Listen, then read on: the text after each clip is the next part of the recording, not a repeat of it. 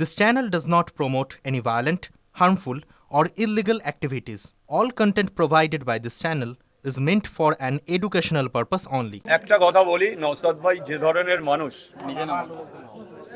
অত্যন্ত দায়িত্বশীল ব্যক্তি, অত্যন্ত ঠান্ডা মাথার মানুষ। আমি চাইবো যে ওনার সাথে কথা বলে ভাঙড় ক্যানিং কিভাবে শান্ত করা যায়, আমরা সেটা নিশ্চয়ই চিন্তা করব। আমি ইতিমধ্যে চেষ্টা করছি ওনার সাথে আজকেই রাত্রি কথা বলার, বলে কিভাবে ভাঙড় ক্যানিংয়ে এই একটার পর একটা ঘটনা ঘটছে। শওকত মোল্লা বলেছিল 5 জন কেন 10 জন খুন হলেও কিছু যায় আসে না, সে অলরেডি শুরু করেছে। এখনো নির্বাচনের দেয়াল লেখা কারুর হয়নি, আমাদের ক্যান্ডিডেট এখনো ঘোষণা হয়নি, তারপরেও এই ঘটনা ঘটছে এলাকায়। প্রচণ্ড অশান্তি করার চেষ্টা করবে, যেহেতু ও এই ঘটনাটা ঘটানোর জন্যে, এলাকা উত্তপ্ত করার জন্যে, আইএসএফের কর্মীদের কেস দেওয়ার জন্যে এটা ওর পরিকল্পনা। এটা অত্যন্ত দুঃখজনক ঘটনা।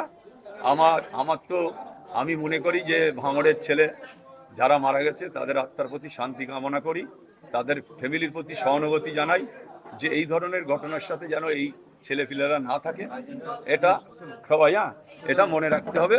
আর ঠিক আছে, আর সবাই আমরা ঐক্যবদ্ধভাবে কাজ করব। আজকে আপনারা ভাবতে পারেন গত কয়েকদিন আগে তিনি পোলেরহাট বাজারে, পোলেরহাট থানায় যাচ্ছিলেন, থানা থেকে ফিরছেন, তখন 20খানা গাড়ি থানার সাথে, থানার লোক ফিট করা ছিল, থানার লোকই বোম মেরেছে। তারপরে আইএসএফ এর লোকেদের অ্যারেস্ট করা হয়েছে, এখনো তারা জেলে আছে। বেশ কিছু ছেলে তারা সেখানে ছিলও না, নেতৃত্ব, অঞ্চল নেতৃত্বদের নামেও কেস করে তাদের বাইরে রাখা হয়েছে। আজকে এই ধরনের হচ্ছে শওকত মোল্লার প্ল্যান, সেই প্ল্যান আজকে পরিষ্কার প্রমাণ হয়ে গেল। আল্লাহ দেখিয়ে দিল যে মিথ্যে করে আইএসএফদের নামে কেস দেওয়া আর বোম মারা, আজকে দুজন ছেলে তৃণমূল কংগ্রেসের, আজকে তারা মৃত্যুর সাথে মৃত্যু হয়েছে, আর 4 জনের হাত পা উড়ে গেছে, হসপিটালে আছে। তাও সেটা কোথায়? ক্যানিং হসপিটাল, ক্যানিংয়ে ওই যে জায়গাটা কি আনসার,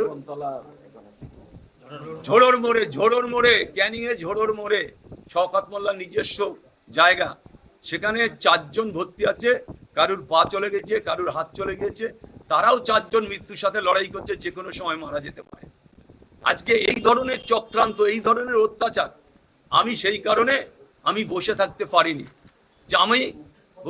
পারিনি, তারপরে আমি সিদ্ধান্ত নিয়েছি যে আমি আইএসএফটা করব। আইএসএফটা সিদ্ধান্ত আজ থেকে কয়েক মাস আগে নিয়েছি, তারপরে পরপর প্রসেস চলতে আলোচনা করতে আজকে আমি দলে জয়েন করলাম।